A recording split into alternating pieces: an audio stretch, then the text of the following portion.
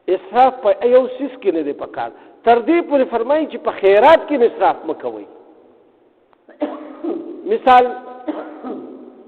الله فرمایلی دی تاسو عشر ورکئ او د عشر مقدار تاسو تقولې یو ټیم دوه خو خیر دی که ته زیات ورکئ. مثال په 9 پسې ته په 10 پسې ته 2 ورکئ 3 ورکئ خیر دی. داسې الله پاک د دم صفت کړی دی چې په یو د یو سړي واقعه بیانېږي په قرآن پاک کې الله سبحانه وتعالی بیان فرمایي چې وایي هغه به خپل مال 3 حصې کو. هغه به انګورو باغ و الله ولا ورکړو و دومره سخی سړی چې هغه به خپل مال 3 حصې کو. 3 ټوپ کې به ولګول. یو ټوپ کې به پوره د الله په لاس باندې ورکو د الله په نوم باندې ورکو او یو ټوپ کې به خپل بچو ته واچولو او یو به بیا په هغه باغ باندې دوباره لګولو. د هغې د اوبه خور او هغې له دانې ماني هغه به هغې دپاره کېښو چې دوباره به بیا کرلو په هغې کې هغې دپاره دانه مانه به کېښو. نو هغه دومره د هغه الله پاک صفت بیان کړی دی او الله پاک والا په هغه باغ کې ډېر لوی برکت اچولو. خو که فرض کوو چې یو سړی دی او هغه وایي نه زه ډېر سخي یم او زه راټول ورکوم او بچولی یم څه پرې نه خو او بیا خیر غواړي. ولا تصرفو نو دلته دا اسراف شو چې خپلو بچو لرې یم پرې نه خو بیا به اوس په خپله خیر غواړي. ته دومره سخي سرور راغلی دا خو ذات د الله دی چې هغه ته خو ضرورت نشته هغه خو ورکوي. ته خو به دومره خیر چې په خپله ځان له به هم پرېږدي خپلو بچو له به هم پرېږدي چې بیا هغوی هم د چا نه خو خیر نه غواړي که نه چې ته دومره سخي جوړ شي چې دغه نو اسراف په خیرات کې نه دی پکار چې یعنې مطلب یې ته ټول مال خرج کړي او بیا په بل ترې لاس نیولي وي. نو لہذا الله سبحانه وتعالی اعتدال خوښوي. نو په اعتدال باندې خپل وخت تېروئ. انه لا يحب المسرفين بشکه چې الله پاک نه خوښوي د حد نه تېرېدونکي خلک یعنی اسراف کوونکي د حد نه تېرېږي که نه خپل حد چې کراس کړي نو دې ته اسراف وایي. ومن اوس دلته کې الله سبحانه وتعالی دغه خو ګوره د میوو او د دانو ذکر الله پاک وکړو که نه. اوس الله پاک د مویشیانو ذکر کوي د زناورو چې الله پاک کوم کوم څیزونه پیدا کړي دي. ومن الانعام حمولة او د چارپایانو نه الله پاک صدا سے پیدا کړي دي چې هغه بوج اوچتونکي لکه اوښان شو خرونه شو خچر شو اسونه شو او غیان وغیره شو دا بوج اوچتوي. حمولة وفرشا او څه چې کوم دي نو هغه یعنې د هغې ملا د فرش په ځای باندې وي چې ته څه چلو کړي چې ته د هغې په ملا باندې کښېنې نو پنډ هم پې ځان سره کېدي او په خپل هم پې کښېنې او بیا پې روانې مزل پې کوې. پخواني مشرانو به کول که نه اوس خو موټرې راغی لیکن هغه وخت کې دا نو بوج اوچتونکي او څه چې کوم دي نو د هغې ملاګانې الله د فرش غوندې ګرځولي د هغې په ملا باندې تاسو سورتی کوئ لکه اس شو خر شو مثال اوښ شو په دې څیزونو باندې تاسو سورلی کوئ. کلو او دې سره سره بیا خورئ مما رزقکم الله د هغه رزق نه چې کوم الله پاک تاسو له در کړی دی. ولا تتبعوا خطوات الشیطان او تابعداري به کوئ د قدمونو د شیطان. د شیطان په قدم باندې قدم مه کېدئ د هغه خبرې مه منئ. انه لکم عدو مبین بېشکه چې هغه ستاسو دپاره څرګند دشمن دی. یعنی الله سبحانه وتعالی دلته کې وفرمایل چې هغه ستاسو دپاره څرګند دشمن دی. هغه خو تاسو ته پټې پټې وسوسې اچوي که نه په دې زړه کې چې کوم کار د نه کولی وي او تاسو ته وسوسه واچوي پوه شئ چې دا خو د ګناه کار دی او دا شیطان دی دې وخت کې او چې د ښه کار تا ته څوک لکه جومات ته لاړ شه داسې ورته وایي دا د الله طرف نه الهام دی او دا د فرشتو الهام دی چې تا ته هغوی په زړه کې واچوي چې هلکه جومات ته لاړ شه هلته به سبق ووایه وخت څه ضایع کوې نو دا خبره منه. او چې درته وایي چې مړه دغلته لا عمره کښېنه دی ګپو لګو د بازار کې دغه نو پوه شه چې دا شیطان دی د سم کار ځکه چې الله تعالی عقل درکړی دی فکر درکړی ته هغه وخت سوچ وکړه چې دا اوس ما ته دا وسوسه دی وخت کې څوک اچوي نو شیطان خو مونږ وینو نه که نه نو د دې وسوسې نه به د هغه مونږ پته لګو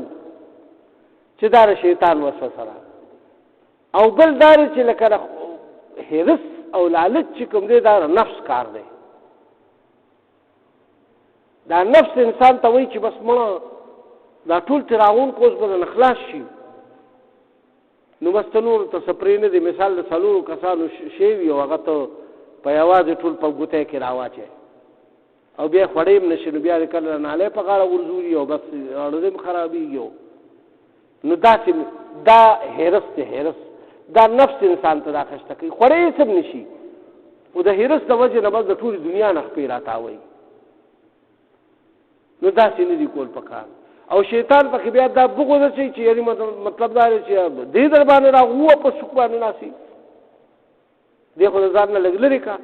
ځکه چې تعالی خو په قوت طاقت درکړی، ته ضعیف کارا شو، کمزور کارا شروع اری په سوق والو خو دې وشتو سر شي راوښتو، دې ته وی ذاته ظلم. نو دا څه مکوي ځکه چې دا ټول د شیطان او د نفس کارونه دي، د دې باندې معنی دا ښکارا دشمنان دي. خدل تعالی پاک شیطان طرف ته خاص طور ذکر فرمایلی دی او داغه ذکر فرمایلی چې دا کولو دشمن دی. ولی چې آدم علیه السلام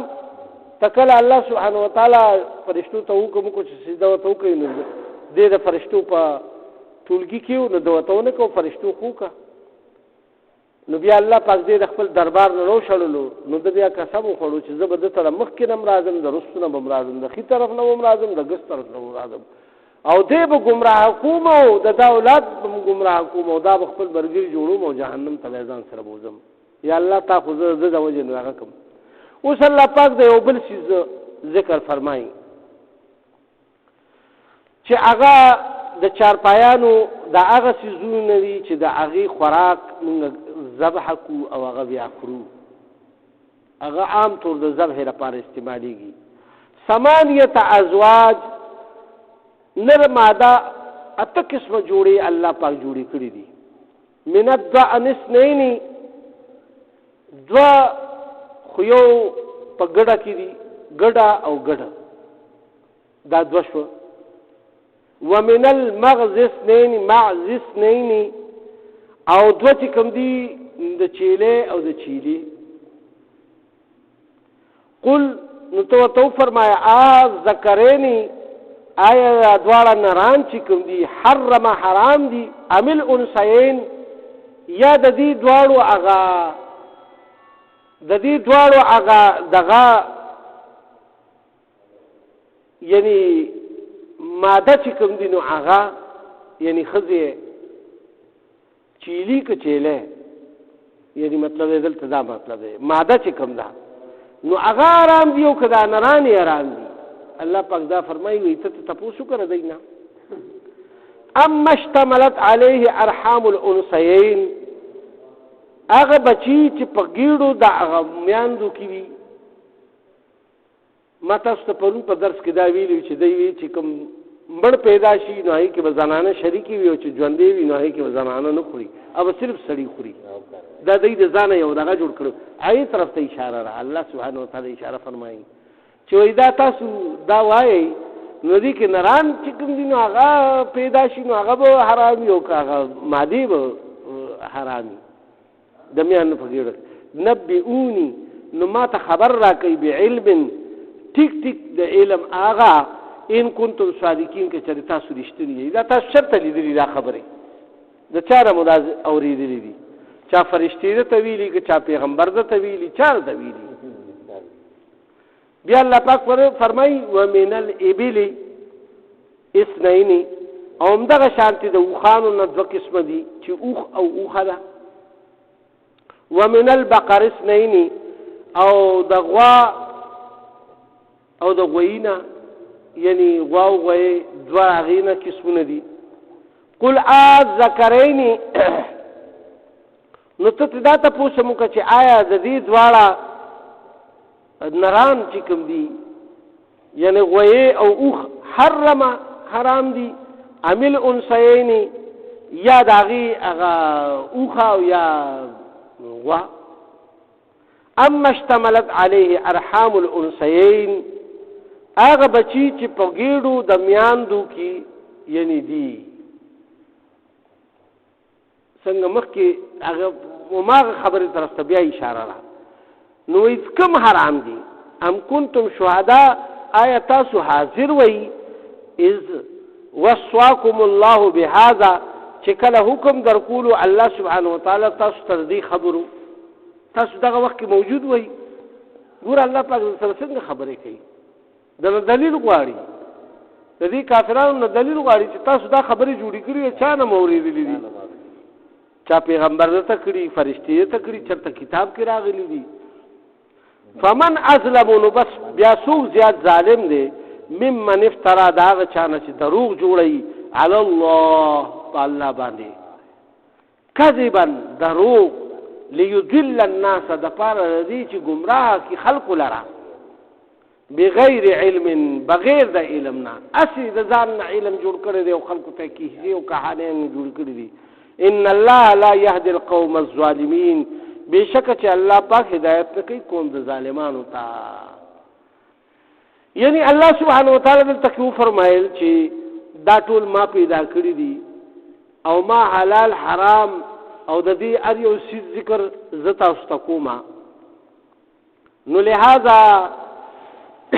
تاسو خود ځان دا خبرې جوړې کړې خو دلیل سره نشته لہذا الله سبحانه وتعالی فرمایي چې الله پاک هدایت نه کوي ظالمانو ته چې هغه په خپل اٹکلو باندې چلیږي په کیسو کہانو چلیږي بغیر د دلیل نه خبرې جوړې کړې دي او پای باندې چلیږي او بیا په کلک ولاړ دي او تاسو سره په جګړې کوي اوس دیندوانو ته اوسیکانو ته دې خلکو ته وګورئ نسوارو ته يهوديان سره ځان نه وی کیسې جوړې کړې دي اوس په مسلمانانو کې ډېر داسې پیدا شوي چې ځان نه کیسې میسې جوړې کړې دي الله دې ورته ټولو ته هدایت وکړي خو چې صحیح لار باندې د قرآن مطابق راشي الله دې ټولو ته هدایت وکړي الله سبحانه وتعالی دې زموږ ټولو دا ناس ته په خپل درگاه قبول او منظور کړي او یا الله که دې په معنا او په مفهوم کې زموږ نه کمې زیاتې شي هغه موږ ته معاف کړي